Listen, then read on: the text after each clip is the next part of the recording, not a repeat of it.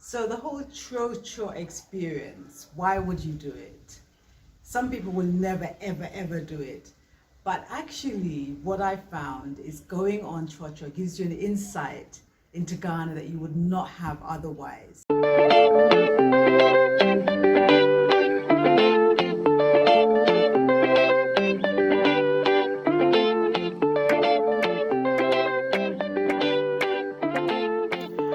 Within Ghana, you have the government-owned metro bus system, and with any fleet of buses, you have some very old buses and some very new buses. So this image of the red, gold and green painted Ghana bus is a metro service which is there for the public, and the SDC is also owned by the government. So within Accra, you have the metro, and traveling outside of Accra and to other African countries, you have the SDC service. Now, the metro does not serve many communities, and this is why a lot of people who are on limited budgets will use the trotro system. The metro doesn't go into a lot of spaces. It certainly doesn't do the back roads, the dirt roads, and there are communities that will never ever see a metro bus. So the trotro will be the only option that a lot of people have for moving from A to B. And the SDC, which again is a government-owned transportation system, can take you to many, many places.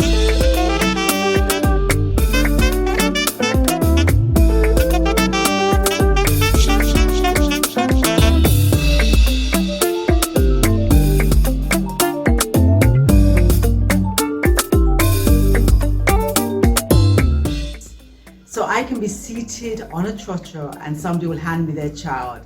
They're not getting on, and then the maid conductor will put the child down at their school stop. There is a safety and acceptance that this happens. I've seen people reading their law documents on a trotro. I've seen people studying their textbooks.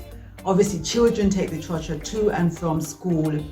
And in terms of price, the trotro is about 1/10 of the price of your taxi service, Uber, city taxi, whatever options are there. So in terms of cost, for people who have a limited budget, the trotro can be the only option. So much so that I've seen people receive their change and they've gone back to the maid and said it's 10 pesos per short because their budget is so tight that they cannot afford not to receive the exact change. On the trotro, you'll meet people who are going to work. You'll meet the carpenters with their carpentry tools. You'll meet the women going to market with their baskets. You'll meet the electricians with their drills.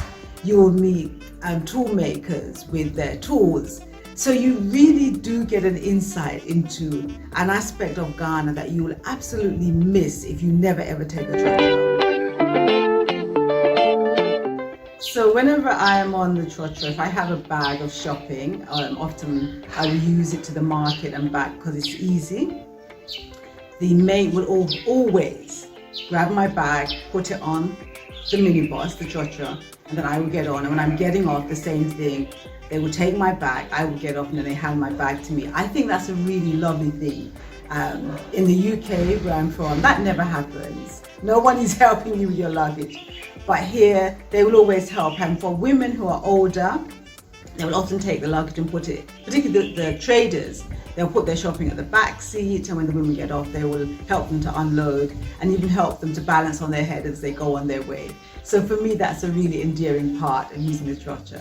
I would never romanticize it. It can be hard, it can be hot, but for me, there are definitely some pluses. The downside of the trotro, and there are a few, are that some of these minibuses have not been serviced or looked after forever.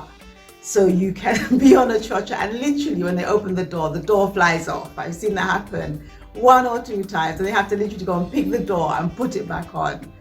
You may have trotro where bits are sticking out of the seat, so mind your clothes.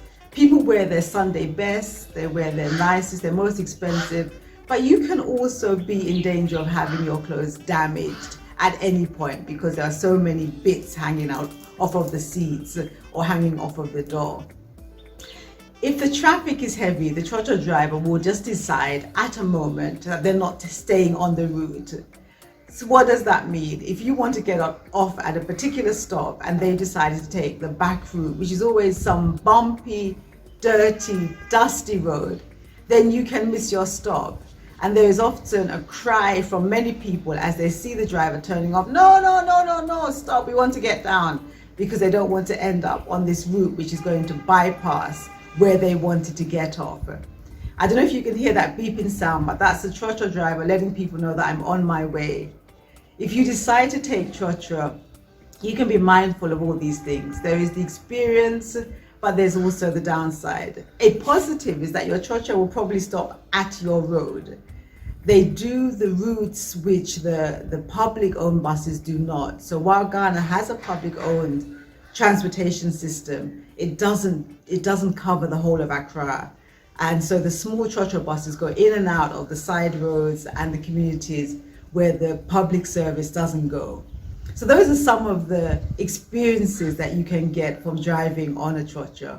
And as I said, I would advise everybody do it at least once, just to have that insight into that aspect of Ghanaian society.